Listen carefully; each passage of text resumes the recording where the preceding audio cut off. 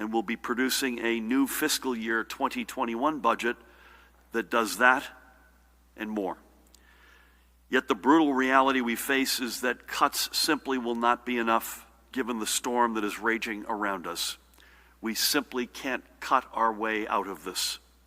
Our successful recovery from this pandemic requires us to look and lean forward. We cannot be pushed backward. And absent this step, I have yet to hear one idea from its opponents as to how they would move us forward. What we don't need is a return to the old way of doing things. We need flexibility and creativity. We need to provide property tax relief for our seniors and middle-class families. We need to fund our schools. We need to provide services to the most vulnerable, our returning citizens, and our underserved communities. We need to make New Jersey the state where everyone, not just some, but everyone, can thrive. This is the position from which I stand. The coronavirus has laid bare the inequities in our society, and I will not stand by and see them made worse or for countless new families to be caught in their traps. We must move forward responsibly and deliberately. We will, and we are.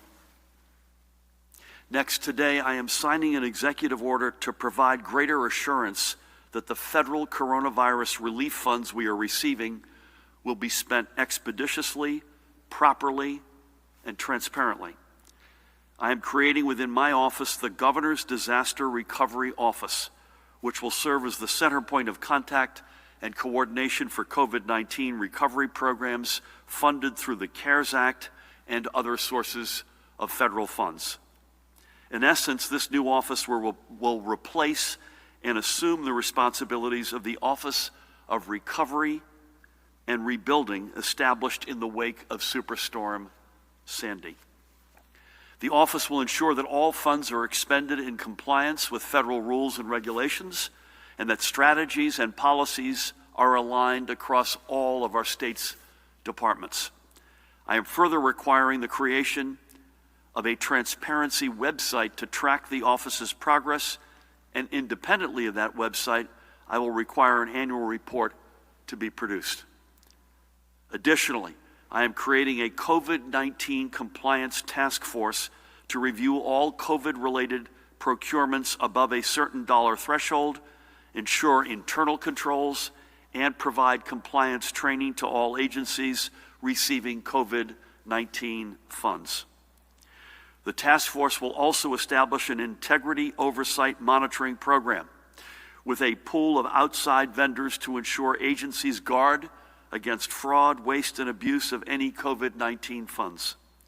Integrity monitors will submit quarterly reports to the Disaster Recovery Office, the Attorney General, the Comptroller, and both the Senate President and the Assembly Speaker, as well as post them online. Dan Kelly, Executive Director, there's Dan on the left, Executive Director of the Office of Recovery and Rebuilding, will now lead the Disaster Recovery Office. And I'm designating the guy on the right, Acting State Comptroller Kevin Walsh, to lead the Compliance Task Force. A very heavy Irish dose there, Pat, I think you would agree. We are fighting for every possible penny of COVID-19 relief, and every penny we receive and properly invest in our recovery is one that we don't have to borrow. We are putting in place the oversight we need for this moment to give the public greater confidence in our work and to ensure that our restart and recovery moves forward. Before I move on, I want to give a shout out to these two guys. South Amboy Mayor Fred Henry on the left and Police Chief Darren Levine on the right for their quick work to prevent a single mother who was a survivor of domestic violence, by the way, and her child from being evicted from their home by their landlord. I reached out to each one of these guys this morning to thank them personally. Let me be perfectly clear, and we've said this before, under executive order, under no circumstances may any landlord attempt to evict a tenant or even threaten a tenant with eviction throughout this emergency. No one should fear losing their home. Thankfully, Mayor Henry and Chief Levine were able to step in to protect this family from being tossed out of their home, and I thank each of them from the bottom of my heart. And as a reminder to all renters and landlords, we have set up a standalone page on our information hub, and you can see it right there, covid19.nj.gov/renter, which directly spells out your rights and responsibilities. Folks, make that your first stop. Additionally, today is the last day for qualified tenants to apply for the COVID-19 Emergency Rental Assistance Program. The application window closes at 5 p.m. today, and for that, go to the website at the bottom there, nj.gov/DCA, for more information and to apply. And Lieutenant Governor Sheila Oliver, who has been a crusader on this and so many other fronts in our government, deserves a particular shout out. Now let's move on to the overnight numbers. Today we're announcing, Judy, 202 new cases, positive cases. The statewide cumulative total is now 176,551. The daily positivity rate for tests recorded on July 13 was 1.66%, which keeps us among the lowest positivity rates in the entire country, and that's due to you all out there. That means 98.5% plus or minus of folks who got tested on July 13th are negative for the coronavirus and for COVID-19. However, that's the good news. However, our rate of transmission is up overnight to 1.11. I believe, Judy, yesterday it was at 1.0. Am I right? Yes. This means that each new positive case is leading to one or slightly more than one more positive case. Folks, we need to get that RT back down to where we are actively slowing the spread of this virus. Judy, you may be able to give us, in your remarks, some color as to some of the hot spots and counties that are on our radar screen. And the only way we can keep our positivity rate and our RT, or rate of transmission, low is by taking the precautions that we have across the past 4 months. Remember, there's no therapeutic yet. There will be, God willing, soon. There's no vaccine yet. Again, God willing, there will be soon. All we've got is social distancing, wearing a face covering whenever you are out in public, and certainly whenever you're indoors, washing your hands frequently with soap and water for at least 20 seconds. We haven't said this in a while, or 2 happy birthdays, and staying home if you exhibit any symptoms of respiratory illness. And it means, by the way, going out and getting tested. Go again to covid19.nj.gov/testing to find a testing site near you. Testing is available to everyone. I want to just say a quick timeout before we move on.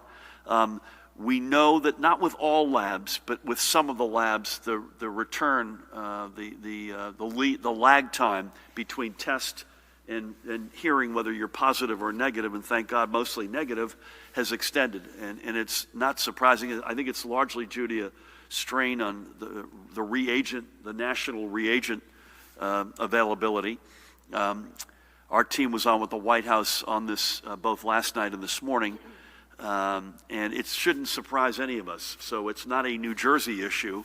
It is a national issue because of the huge, sadly, because of the huge flare-ups of cases in places like Florida, Texas, Arizona, California, South Carolina, etc.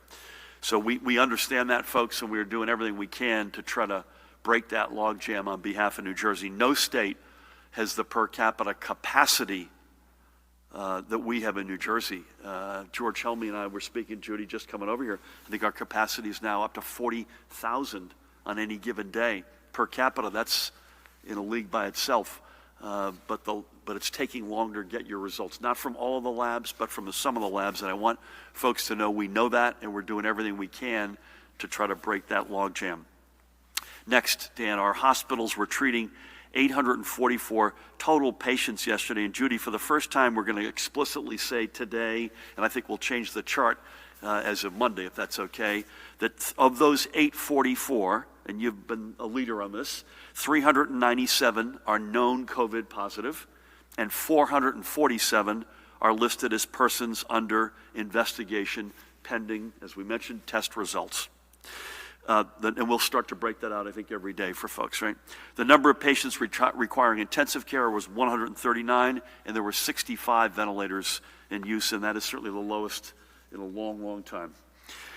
These hospital metrics continue to move us and our healthcare networks in the right direction. We continue to see progress across our hospitals, but we still have many reasons to remain vigilant and to keep up with our social distancing. You can see there in terms of where we rank nationally, and today, with the heaviest of hearts, we're reporting that another 20 folks across the state have been confirmed to have passed from complications of COVID-19. However, as we have been regularly noting of late, most of these deaths actually occurred some time ago and are only today being added to the confirmed count. Again, I pride, and we should all take pride in the fact we want to get this exactly as right as we can. For example, Judy, of the deaths we're reporting today, 7 occurred within the past 5 days, and the remainder before that. I know Judy will give a further breakdown of that amount. The toll on our state is an unfathomable 13,710 confirmed deaths, and the number of probable passing from COVID-19 related complications stays and remains at 1,974. So of those we've lost, let's remember a few as we do each day. I want to begin in Middlesex County to remember Alphonse Baldino and Jenny Baldino. They were the parents of 3 daughters, Lisa, Jennifer, and Allison, and I had the great honor of speaking with Allison yesterday. They were also the grandparents of their daughter's 5 children. Now, Alphonse and Jenny were no longer married, and they lived in separate places, but they both passed away due to complications of COVID-19.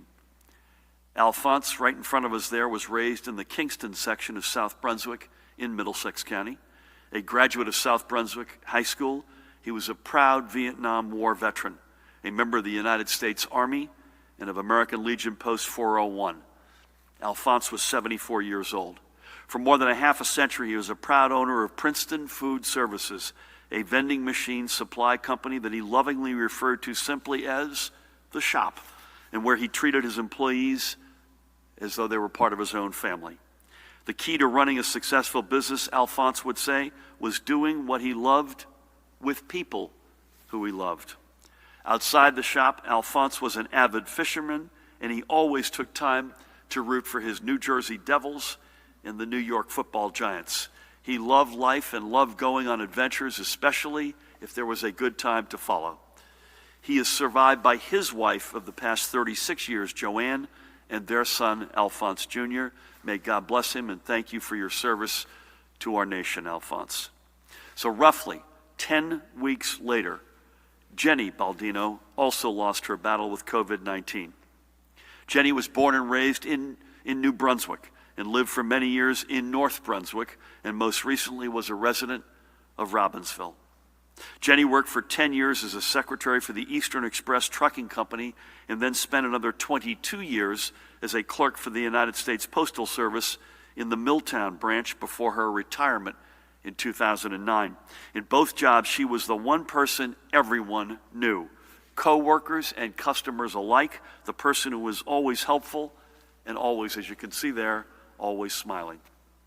But being a mother was the job Jenny enjoyed the most. Her family will remember her as a gentle soul with a kind heart, always ready to welcome others into her home for coffee and freshly baked cake, and the keeper of a legendary recipe for sauce and meatballs. I appeal to the Persichellis to my right here. Jenny was 79 years old. In addition to her daughters and grandchildren, she also leaves her sister-in-law Phyllis, her niece Gina, and nephew Greg, and great-nephews Brandon and Chad. May God bless and watch over you, Jenny, and your family. Finally, we remember Ludovino Alcantara of Passaic. Ludo, as he was known, was born and raised in the Dominican Republic and came to the United States as millions, tens of millions of others have, for better opportunities for himself and a better future for his family. Ludo worked as a truck driver, and although diabetes took both of his legs later in life, he never lost his strength, his independence, and his pride. Though he loved his adopted homeland, he was always willing to share stories from the Dominican Republic with his grandchildren, ensuring that they too always swelled with Dominican pride. Together, Ludo and his wife Anna, and by the way, Anna fought her own battle against COVID-19. Keep her in your prayers.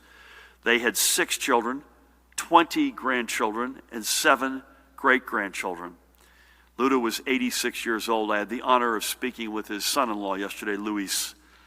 A tremendous and tight-knit family, one of the many who know all too well the grief of losing a central figure to this virus. So may God bless Ludovino, and may his family soon have the opportunity to give him the full celebration of life which he so richly earned. Let's keep each of these folks and everyone else who have lost and every impacted family in our prayers. Switching gears, if I may, I want to come back to a topic we have been discussing every week for the past couple of months, and which is incredibly important for our future, and that is the 2020 census. Each week, more and more New Jerseyans are taking the time to respond to the 2020 census. Currently, 64.1% of New Jersey households have already been counted. The darker the blue on this map, by the way, the more residents who have responded. The census is more than just a head count that determines how many members of Congress we get, although it does do that. The census impacts more than, you ready? $45 billion in annual federal funding for New Jersey's communities, and it does it for a decade, so that's at least $450 billion US dollars. Funding for public health programs and services, funding for our schools, housing, transportation infrastructure, services for our seniors, our kids, and our most vulnerable residents, and much, much more. Making sure we have an accurate count means we get more back from Washington to invest in our communities. Our complete count team is working its way across New Jersey to make sure everyone knows about their civic duty to respond. For example, as you can see, last week our team was in Cumberland County. And next week we will begin working even more closely with our faith communities. And by the way, it's this simple. Go to 2020census.gov, there you see it, and get counted. And if you do that now, you won't have a census official knocking on your door later. The census is secure, it's easy, and it's really important. And it's also, folks, it's your civic and our civic duty. So please, get counted. Finally, for today, I'd like to give a shout out to another of the small businesses that we will be relying upon to make sure that our economic restart and recovery reaches into not most, but every community. We know these past 4 months have been really hard on many small businesses. And through the New Jersey Economic Development Authority, we've established a series of programs to help them through these unprecedented times. Today, I'd like to recognize Naya Beauty, a small soap-making business based in Kearney that specializes in handcrafted, plant-based skincare products. Naya Beauty was started in 2003 by LaShonda Tyree, a Pattersonian, by the way, who took what was a hobby and turned it into a successful business with clients ranging from Macy's Flower Show to Keene University to Barclays Bank. In addition to producing her own line, LaShonda teaches others how to make natural soaps and skincare through in-person, hands-on classes. COVID-19 hit Naya Beauty hard. As private label clients paused orders, the supply chain became strained, and in-person classes could not continue. While LaShonda kept Naya Beauty's online store open, the future of her total business, frankly, was in doubt. But thankfully, LaShonda applied for and received a small business grant from the New Jersey Economic Development Authority, which has allowed her to cover the costs of overhead so she can focus on fulfilling online orders and acquiring new customers. I had the great pleasure of checking in on LaShonda yesterday and Naya Beauty, and she is optimistic for the future. And LaShonda herself, by the way, is emerging as a leader in our state's entrepreneurial community and now also guides others setting out to start their own businesses as a graduate of Rising Tide Capital's Community Business Academy. So to you, LaShonda, thank you for not letting COVID-19 make you give up your dreams for Naya Beauty and for being a new leader in our small business community. I have to say calling a quick audible. Tammy and I made a cameo. I wish we could have stayed longer. Appearance at another Last Dance World Series game last night, again in Red Bank. The atmosphere was electric. It was America at its best. Great to have baseball back in. A significant amount of face coverings, Pat and Judy, which was good. Not as much social distancing as we would have liked, but a fair amount of face coverings and great baseball. There are now, I believe, 33 teams left, because there should be 32, 16 in the North and 16 in the South region. But there is still a game to be played on Saturday. Most of these teams won all 3 of their pool games. So most of the teams that made it, so the 33 still left, most of them are 3-0. And the North region has 16. It will have 16 as of Saturday. South will have 16. And I believe the round of 16 will take place beginning on Tuesday, July 21. And I know the whole show ends right here in Trenton on July 31st. And I want to give a big shout out to our friend, Senator Paul Sarlo. His Wood Ridge squad is at 3-0 and have made it to the final 16 in the North region. So hats off to all the teams. By the way, there were over 200, well over 200 that started in this tournament. And it's great to have baseball back in New Jersey. Next, the weather forecast says it's going to be a really hot weekend, and hot at least through into early to midweek, which means that we should expect another weekend of people getting outside, heading to our beaches, lakes, riverfronts. I was at Lake Hopatcong yesterday, which is a magical jewel in our state, and had a great meeting with some of the group mayors there. So as we all get out, folks, let's not forget the need for social distancing or wearing a mask or some other face covering. You got to do that always when you're indoors, and especially outdoors when social distancing isn't possible. We continue to make great progress together.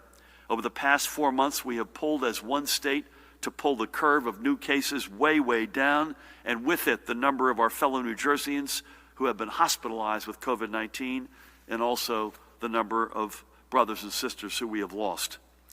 It could be easy for us to look at how far we've come and get complacent, but then I would ask you to only look at what is happening around the rest of the country. What we experienced, Judy, in March and April, others are experiencing now. Just examples, in California, and frankly, right next door in Pennsylvania, restrictions that had been relaxed have been tightened back again. This is one reason why we have been so careful and deliberate in our approach, even when some didn't like what we had to say. We understand that. But I do not want us to have to go back to where we were. We've been through hell, and we don't want to go through hell again. I would rather only have to do things once. And I know Pat and Judy and Tina and the rest of the team join me on that. We've gotten another proof point for this approach from the COVID exit strategy, which is a consortium, we've showed you this before, of public health experts and data crunchers, including researchers at Duke University's Margolis Center for Health Policy, among others.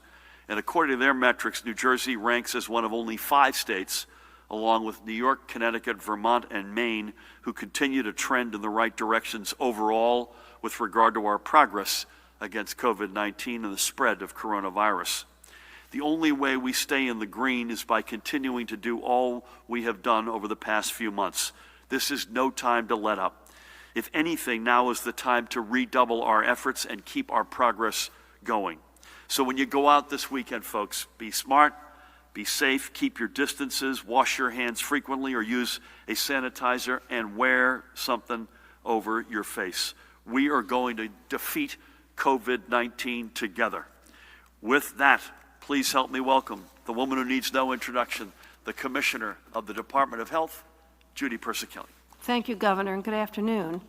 Well, today the department is announcing that effective Monday, we will launch an electronic survey to collect information on out-of-state travelers that arrive at New Jersey's airports. The airlines will make an announcement about the travel advisory on impacted states and the survey at the point of departure and in flight while en route to New Jersey. Travelers will be connected to an electronic survey that will collect information about where they are traveling from, their residence, and their destination. The survey lists the states affected by the travel advisory. As you know, the list is updated weekly, and it applies to travel from certain states identified as those that have positive COVID-19 test rates higher than 10 per 100,000 residents, or have a 10% or higher positivity rate over a 7-day rolling average. The electronic survey will be accessible by texting NJ Travel to the number 898-211, or by visiting covid19.nj.gov/njtravel, or by scanning a QR code on posters that will be placed at airports this Monday. Travelers can bring up the form on their phones through any of those actions.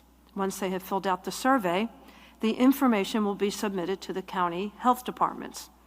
Once the health department receives the traveler's info, we are asking them to call the traveler to remind them of the request to self-quarantine and to make sure that they know where to go for testing if needed, and ascertain if they have any other needs related to self-quarantine. The self-quarantine advisory is voluntary, but compliance is expected. It is relying on personal accountability. Individuals should leave the place of quarantine only to seek medical care or treatment, or to obtain food and other essential items. It is vital that individuals traveling from heavily impacted states cooperate so we can avoid creating community outbreaks in our state.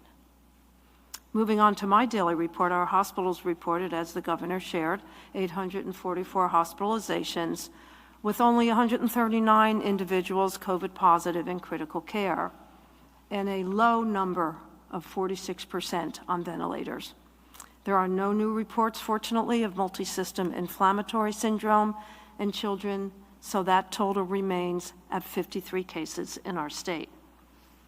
The governor reviewed the new cases and deaths reported today. In terms of deaths, the breakdown by race and ethnicity is as follows: white 54.2, black 18.3, Hispanic 20.2, Asian 5.5, and other 1.8.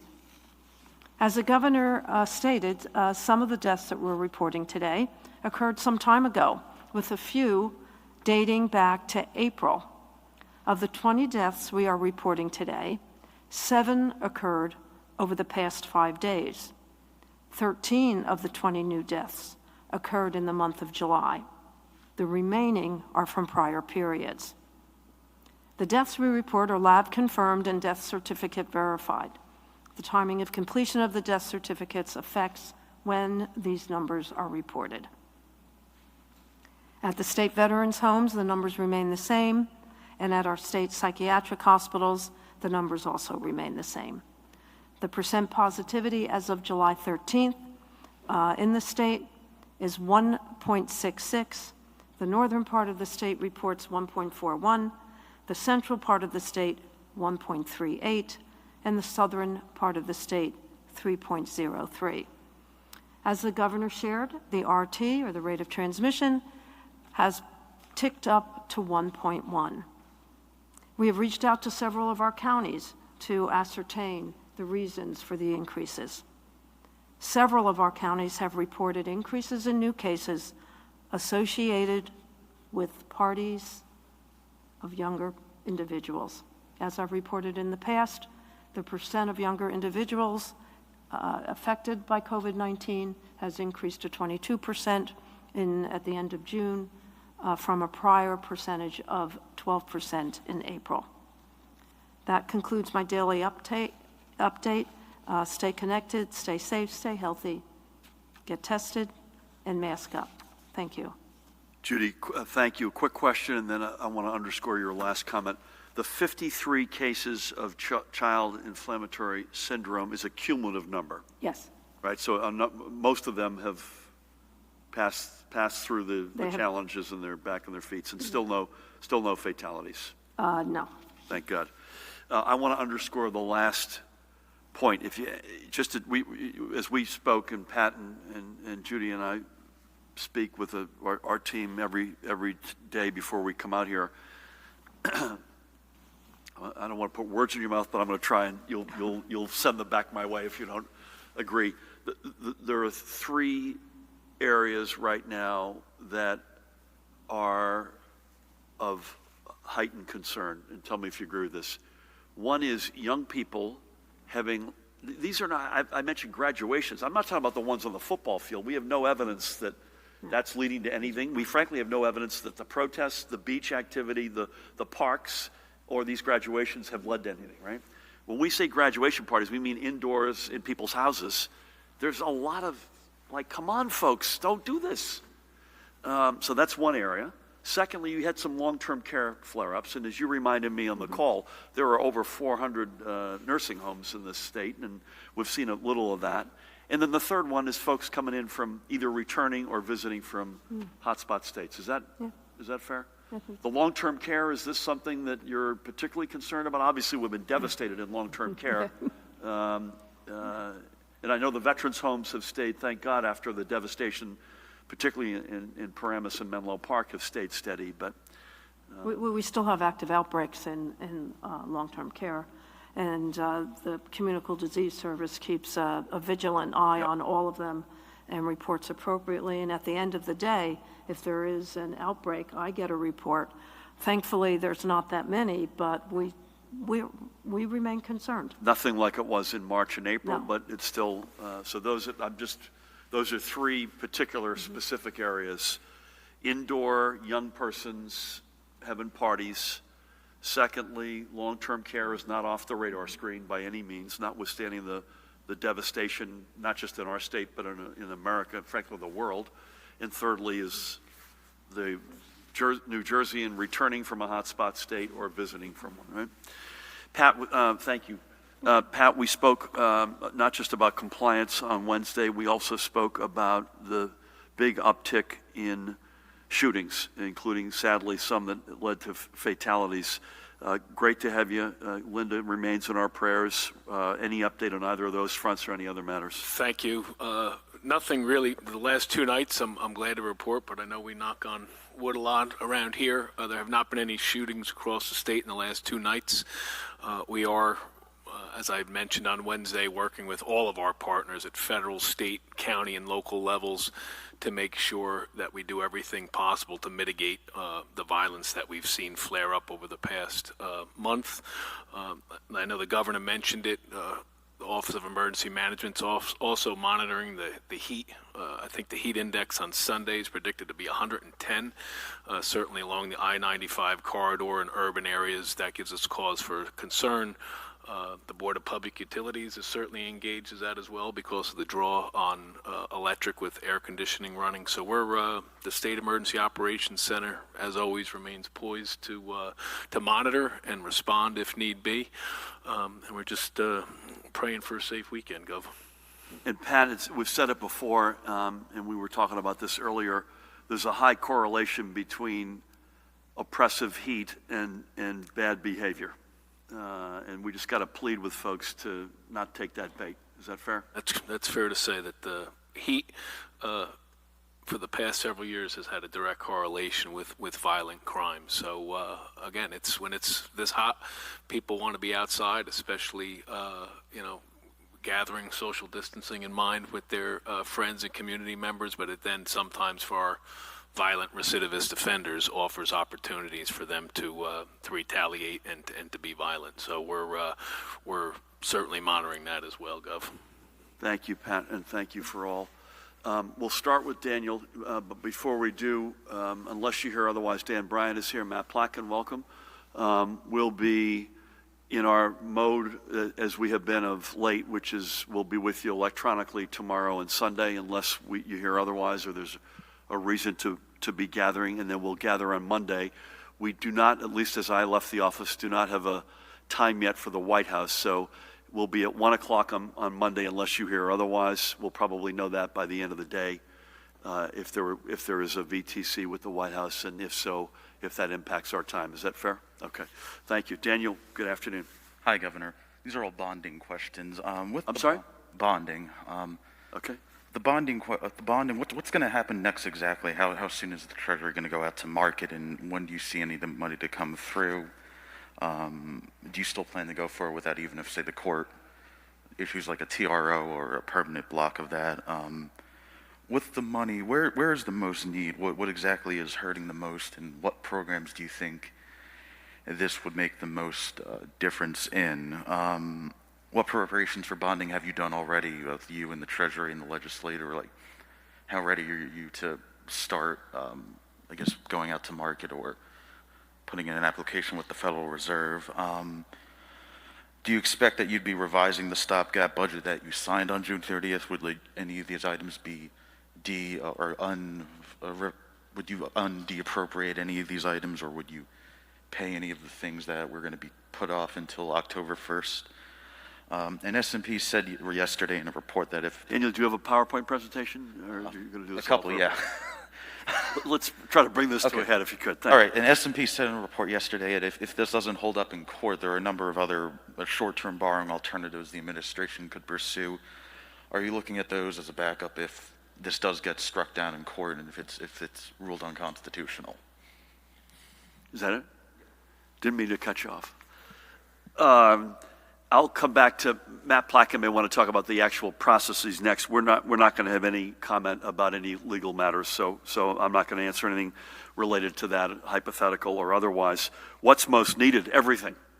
I mean, this is, literally, I said an unprecedented fiscal crisis. Unprecedented is a big word. The only comparisons we have been able to make, the Great Depression, so that's beginning in 1929, and the Civil War. So it is across the board. I mentioned some of them earlier. It's healthcare, housing, education, frontline workers. It's the services that government delivers each and every day, and that is it. I don't think there's anything I'm intending to do to revise what we had on June 30th. This, by the way, is not something that, this has not happened like snapping fingers. This is going to be a many-week process. We had guessed that it might take as much as 12 weeks to get all of this back to actually execute this plan. And so that brings us largely through the period. If that's right, I hope it's faster, but it brings us largely through the period of the budget that we signed. Matt, anything you want to say in terms of the actual mechanics of next steps, et cetera? No, Governor, I think you touched on all. I mean, the bill that's now a law lays out a process for Treasury to deliver a report to a committee established by the legislature. We would follow the process laid out in the bill. And obviously, with respect to any litigation, we have no comment. And again, I think we're not trying to cut off further, but that's literally where we are right now. And as this evolves, I promise you, we're going to be. It took us longer than any of us wanted, but we ended up in a good place with the legislature in terms of how we're going to go forward together. And a big hallmark of that will be transparency. As you know, I've got to deliver a budget at latest by August 25th for the period from October 1 to June 30th of 2021. So those deliberations are upon us. So this is all, you'll be hearing more about all of this in the coming weeks. Thank you. Good to see you. Nikita, how are you? I'm well, thank you, Governor. So several election officials, including some in your administration, have told us that if the state is going to hold a mostly vote by mail general election in November, that they would need to know by August 1st to start sending out the nearly 6.2 million mail-in ballots that they have. So I'm wondering, do you have a timeline to make a decision about in-person voting for the general? Do you think that it's possible that in-person voting will be safe in November? And do you think that the legislature should track early voting, or should fast-track early voting in time for this year's elections? And then further, I know the New Jersey Guard was assisting in the July primaries in Monmouth County. Some guardsmen were seen counting votes. Could you outline exactly what their role is, or role was in the primary? And do you see any problems with the imagery of soldiers counting ballots? And last one, I promise. The Democratic State Committee, which you frequently say you're the titular head of, will meet next week to elect its DNC members and to pick additional delegates to the national convention. I just want to know if you would urge the state committee to have that process be open to both the media and the public.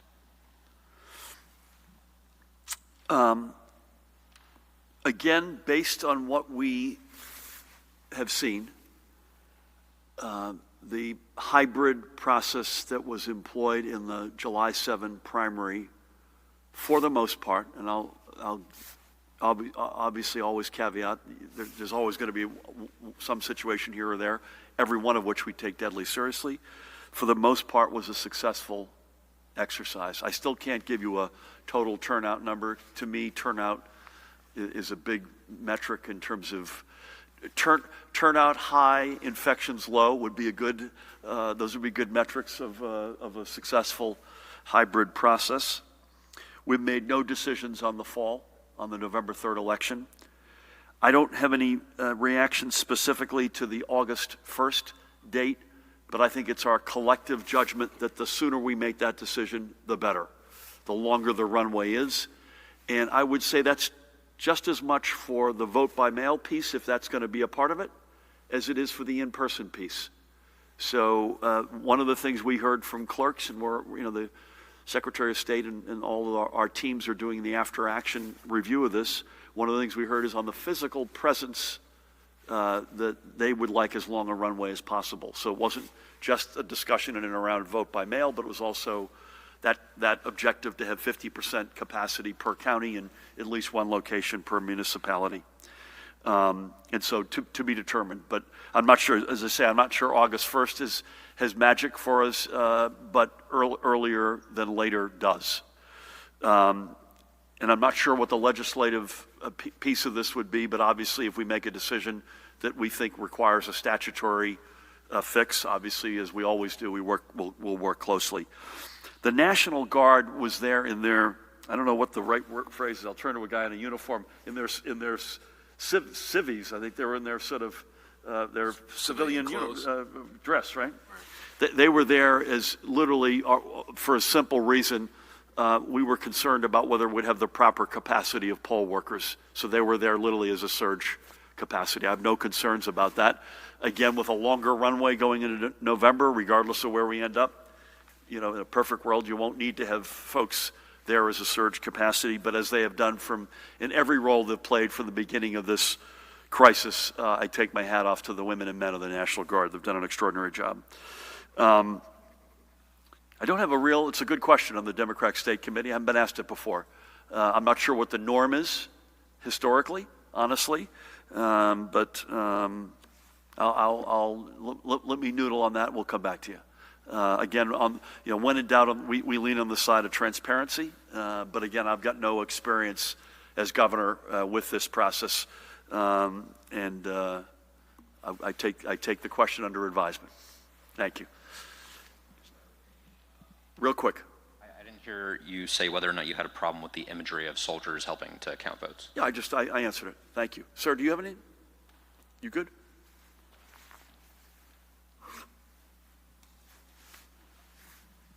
Good afternoon, Governor. How much money in total has New Jersey gotten from federal stimulus bills, and how much has the state spent? Care to comment on how much, why you haven't spent more of the $2.4 billion in CARES Act funding? And will you ever make this information easily available to the public on a dashboard to provide transparency for this money? Financial analysts want to know more about the borrowing plan, and why not wait to see if New Jersey actually needs $9.9 billion before authorizing it? And what are the specifics of how the state plans to pay it back, over how long? Why not let voters decide in November if they want the state to borrow that much money? Finally, NJEA leader Marie Bliston said schools don't have enough time to open in the fall, contrary to your plans. What's your reaction to that, and how involved was the NJEA in discussions before you made that decision?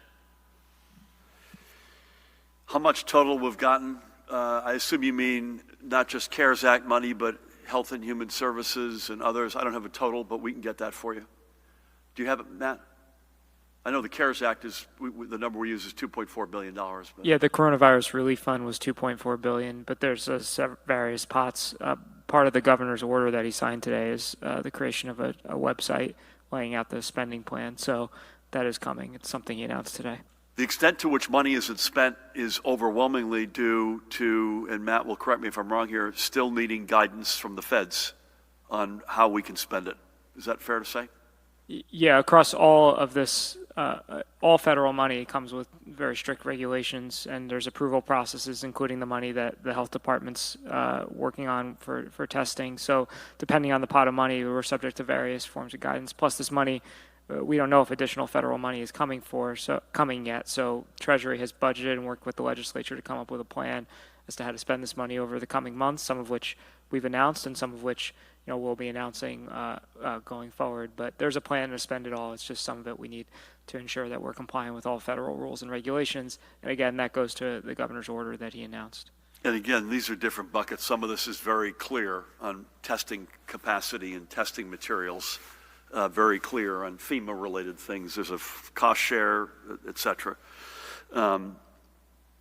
Matt also mentioned something which I meant to mention, I think actually in Daniel's question. We've said this is not either or, but it's at the moment, it's bonding and nothing at the moment from the feds prospectively. We are still hopeful, but we don't have any sense of where that's going to come out. And clearly, the more robust that response is, the better it is for us. Not in lieu of being able to borrow money to invest in the services that our residents need, but certainly in addition to. I think we've already answered the question on are you going to make this information public? I just made that announcement today. Listen, you want to get, and this is, I think, a very good result we ended up with the legislature. We want the ability to borrow up to, none of us wake up wanting to borrow at all, if not borrow all of that, unless we have to. But we want to have maximum. Again, this is a historically unprecedented fiscal crisis, unlike, again, Great Depression, Civil War. We need to have as much ability at our disposal. Plans to pay back TBD. I mean, let's get through the first part of this. Why not let it go to voters? We'll be broke by November 3rd. So, and then you've got to add 12 weeks or whatever it's going to take beyond that. We have no choice. And that's not a decision you take lightly. Again, historically, fiscal impact, historically unprecedented. I had an exchange with Marie this morning. Listen, we take all constituents in this process of getting back to school deadly seriously. And we mostly look at this through the eyes of our kids. What's right for them to keep them healthy, to keep their mental health strong, to make sure that they get the public education they deserve. We're number one in the country. And by the way, a lot of that's due to not only great kids, but great educators. Listen, right now we've put out the Department of Education with a heavy dose of input from Judy and her team at the Department of Health, have put out the broad parameters of what we want districts to consider. And just as when we closed, each of the districts submitted a plan under the theory that no two districts are alike. We're asking the same as we reopen. What is it going to look like? And the districts, I believe, have to submit that plan 4 weeks before whenever the go date is, and also make that public.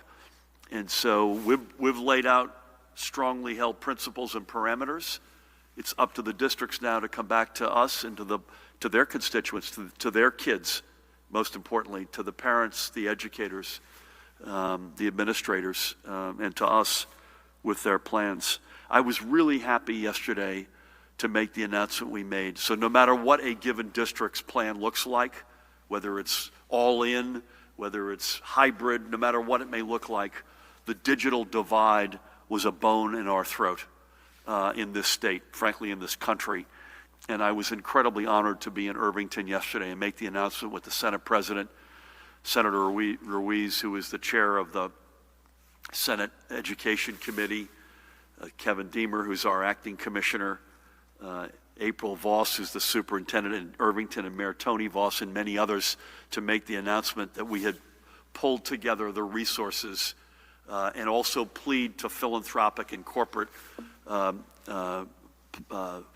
folks to once and forever and always eliminate the digital divide, to not just get devices to every kid, but to give them the internet connectivity that they will need. And so no matter what a given district's, I say that because no matter what a given district's reopening plan looks like, having that in our pocket is a game changer. You'll remember, this feels like it was in the 1950s, but it was in mid-March. The three of us were up here every day talking about why did we wait another couple of days? It was to make sure in particular that we signed off on the district's plans. And remember, many districts closed before we ultimately pulled the garage door down and mandated that. And that was with our blessing. But the hot, reliable meal that too many of our kids have the school to rely on, and to make sure, Pat, I remember early days, that was topic number one, and the digital divide and the lack of access to devices and what the workarounds were. And so in any event, it's a long-winded way of saying we understand the passions on all sides of this. We're working morning, noon, and night ourselves. I know the districts are. I've got a meeting later on this afternoon on this very topic, and as we've got things to report, I promise you we'll get to you. Thank you. Brent, good afternoon. Good afternoon. Hold on, where's my...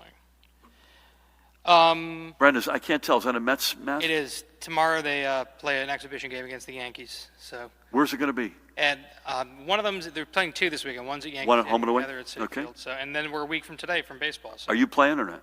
I am not. I lost that dream a long time Okay. ago. You reported 844 people in hospitals here, but the dashboard says 868. Just wanted to know which number is right.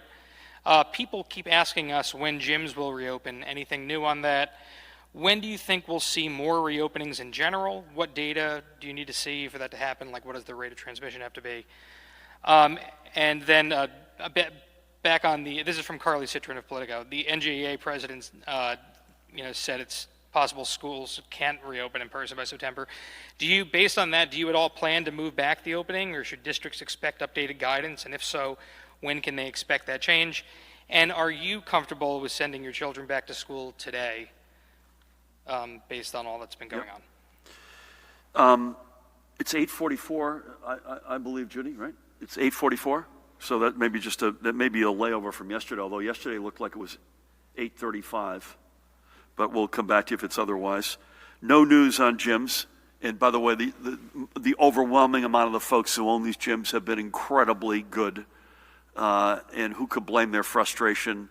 They've been crushed. It's another reason why being able to get that federal cash, for instance, for small businesses, is a game changer.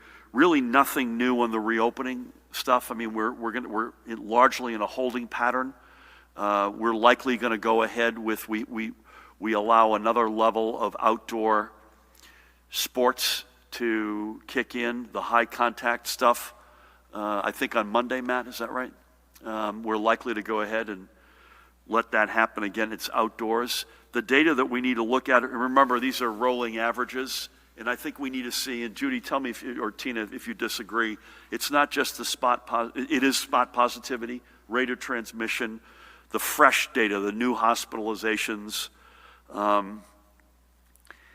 It's also, we cannot ignore the world around us. I mentioned Pennsylvania has pulled back. We got a lot of grief about restaurants in Lambertville, people are going over to Bucks County. Well, guess what? They just pulled back. We cannot ignore the world around us. And I mentioned earlier, a lot of this is on us, and a lot of it is on fires dying down elsewhere in the country. I was going to say the world, but no one's traveling to the world these days. But you got to feel like. And we need, we have nothing but prayers and high aspirations for these places, these other states to get a hold of this, because it's not just killing people there; it has the potential of killing people here. But I would just gratuitously say, if you don't like our leadership here, why don't you get out of Georgia and see how that feels? I mean, we need responsible leadership in this country right now, in every place. And I know there are folks both sides of the aisle throwing themselves and doing everything they can right now. We need that consistently. We need national strategies on things like face coverings. We need leadership to be responsible and doing the right things. I mean, my God, suing communities that require face coverings, I mean, it's unfathomable. It's unfathomable. And so I would just say it's not just the data in our state, but we cannot ignore the world around us. And believe me, I want to get to gyms. I want to get to indoor dining. I want to get to theaters. I know Judy, Pat, Tina, we all do. But we can't do it if we think we're going to have a likelihood of killing people. And that's where we are. Nothing new on it. I think I've given the answer on NJA. And again, Marie's, I'm a huge fan of Marie's, but I've already gone through that. I've said everything I can say on that. I just wrote the word comfortable for your last question, but I don't know what that means. I think you were asked this on the radio the other night, but are you comfortable sending your kids? I know you still have some at least one in high school. Yeah. Are you comfortable sending them back now? Based on what I know, the answer is yes. We know for sure what the plan looks like for our two in college. I have less visibility right now to our guy who's going to be a senior in high school. But yeah, I think in their specific cases, I think the institutions have handled themselves really well. So thank you. Charlie, how are you? Good, thank you, Governor. What would you say to the parents and students of the Lincoln Annex School in New Brunswick who are concerned about the plan to close that school? What's the best way for them to voice their concerns to your administration? Would you and your acting education commissioner consider meeting with them to hear them out? In May, you said, quote, it's par for the course that you're not supposed to have another source of income, and referring to members of your administration. Are your county school superintendents also expected to work full-time, or are they exempt from that rule? I believe at least one of them has listed a side job on their financial disclosure forms. Regarding online voter registration, I know that it was supposed to be ready by this month, but you signed an executive order relaxing that deadline. Are you confident that it'll be ready in advance of the general election? When do you think that might go online? And finally, Rutgers University still wants full tuition from its students, even though they're going to be mostly remote for the fall semester. They've offered a $300 discount on the student fees, but many of the students are not satisfied with that. Do you think public universities and colleges should be charging full tuition in light of the remote approach? I have literally nothing new on the Lincoln School. I know it's a question or a cause of great interest to you, and I'm sure to the families associated with it. I want to repeat for the record that Judy is a graduate of that school, and I will ask Dan Bryan to follow up on that if I could. I don't have any specific answer on county school superintendents. It is not, and Matt, correct me if I'm wrong here, it is not that you can't have another source. It's that you can't have another source that you didn't disclose and that was approved by an ethics process. Is that accurate? And I have no idea if it's different on county superintendents. I won't come back to you, but somebody will come back to you. Online voter registration, Matt, I assume we think we'll have that in time? Have to defer to the State Department. We can get a follow-up. We'll come back to the Department of State if that's all right. I just did an interview with a Rutgers organization. I said I don't have a specific response on the tuition front. I can see the argument on both sides of it. On the one side, you say you're not getting the experience that we normally have or used to have, and on the other side, you've not only got enormous financial strains on institutions like that, but also you still have a lot of stuff you have to do, and you're trying like heck to deliver the best educational product possible. So I don't have a passionate view, but I can understand arguments on both sides of it. And we'll come back to you on the other topics. I got a preliminary word that just now that the White House is at 4 on Monday. That is preliminary. So if that is true, let me just check that. If that is true, then we will be indeed with you at 1 p.m. on Monday. And Dan, you will commit to letting people know if that turns out to be otherwise, right? Thank you for that. Quick swig. Shall we mask up? Pat's already beaten us. Thank you all. Judy and Tina, thank you. Pat, Jared, Matt, Dan, the whole team, other Matt. A couple of things very briefly. Again, thank you. Thank you, folks, by the millions for doing the right thing. You've been extraordinary. We just need you to stay at it. And I know it's not, listen, I'm not wild about covering my face either, in case anyone wants to know. It's something that we're not used to doing. And so the folks who are doing it in overwhelming numbers now, still not where we need to be, but in overwhelming numbers, we take a particular tip of the cap to you all. Please keep it up. And it's going to be, as my late aunt would say, it's going to be hotter than Hades this weekend. And so we need you to be particularly be careful, both in just public safety generally, but specifically be careful on social distancing, face coverings, washing your hands with soap and water, doing the right thing. My guess is that our shore and lakes and parks will be crowded. We didn't talk about it, but one of the parks in Morris County is having to close for a couple of weeks there. They blamed it largely on out-of-staters. We didn't mention that earlier, but let's do the right things, folks. I know you can. I know you will, because you have been doing it. Judy, thank you in particular. It's not an app. It's a device. It's a place that you can sort of weigh in, and I think that's going to add to our. This is anecdotal, and again, we take no joy in this, but it's a fact. The evidence is overwhelming. Never mind that people are doing a responsible job when they return to New Jersey, but a lot of folks aren't leaving New Jersey. They've put off whatever travel to these states that they were otherwise going to go to.